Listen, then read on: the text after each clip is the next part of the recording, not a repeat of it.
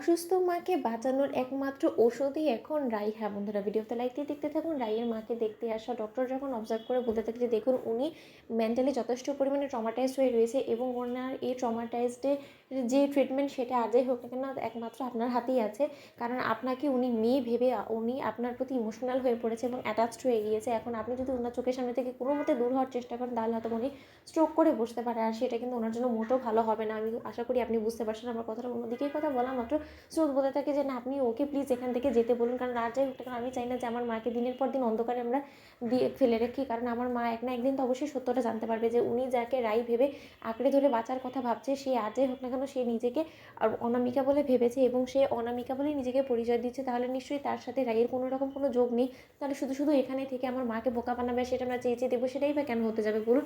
অন্যদিকে এই কথা বলা মাত্র ডক্টর বলতে থাকে যে দেখুন আপনি নিজেও একজন ডক্টর হওয়া সত্ত্বেও আপনি যদি এরকম ছেলে মানুষই করেন তাহলে আর যাই হোক না কেন আমার কিছু বলার নেই। অন্যদিকে সার্থক বলতে থাকে যে দেখো স্রোত, উনি যদি সত্যকার অর্থে রাই দিদিভাই না হয়ে অনামিকাও হয় তাতেই বা আমাদের কী শেয়ার প্রবলেম বলো তো। কারণ আমাদের তো আফটারঅল মাকে সুস্থ করারই কথা। এখন যদি মাকে সুস্থ করার জন্য আমাদের এই অভিনয়টা চালিয়ে যেতে হয় তাতেই বা তো আমার দ্বিধা কী বলো তো।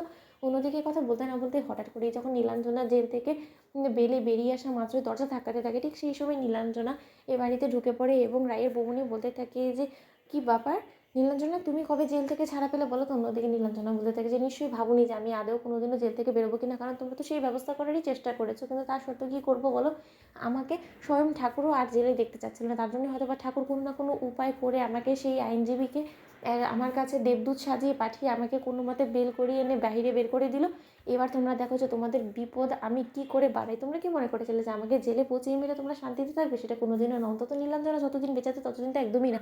অন্যদিকে এই কথা বলা মাত্র নীলাঞ্জনা যখন বলতে থাকে যে আজ থেকে আমি এখানেই থাকবো, আমিও তোমাদের জীবন যদি না বাচ্চা হারাম করে দিতে পেরেছি তাহলে আমার নামও নীলাঞ্জনা নয়। অন্যদিকে নীলাঞ্জনা ভেতরে ঢোকা মাত্রই যখন রাইকে দেখতে পাই ঠিক সেই সময় নীলাঞ্জনা বলতে থাকে যে আরে বাস, এখানে তো আরেক ড্রামা দেখছি।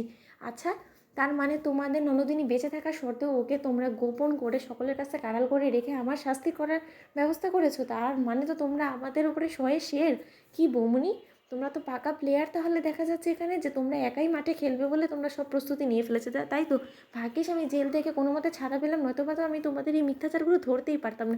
এখন তো তোমাদের বিরুদ্ধে উল্টো আমি অভিযোগ করবো যে মিথ্যে অভিযোগে আমার মতন একটা মেয়েকে শুধু শুধু হয়রানি স্বীকার করার অভিযোগে এবার তোমাদের সকলকে আমি যদি কোমরে দড়ি দিয়ে না ঘুরিয়েছি তাহলে আমার নামও নীলাঞ্জনা নয়। অন্যদিকে রাই রূপে অনামিকা বলতে থাকে যে নীলু, তুই এবারে নিজে নিজে জেল থেকে বেঁচে ফিরলেও এবার তোকে আমি কোনো মতেই বেঁচে থাকতে দিব না, কারণ তোর শেষ এবার আমার হাতেই হবে, তোর বিনাশ এবার আমি নিজ হাতে করবো। যদি আমার পরিবারের উপর তুই কোনো মতে একটা আঘাতও আনার চেষ্টা করিস তাহলে এবার তোকে রক্ষে দিব না। তোমাদের ভিডিওটি ভালো লাগলে লাইক শেয়ার করে সাবস্ক্রাইব করতে ভুলো না।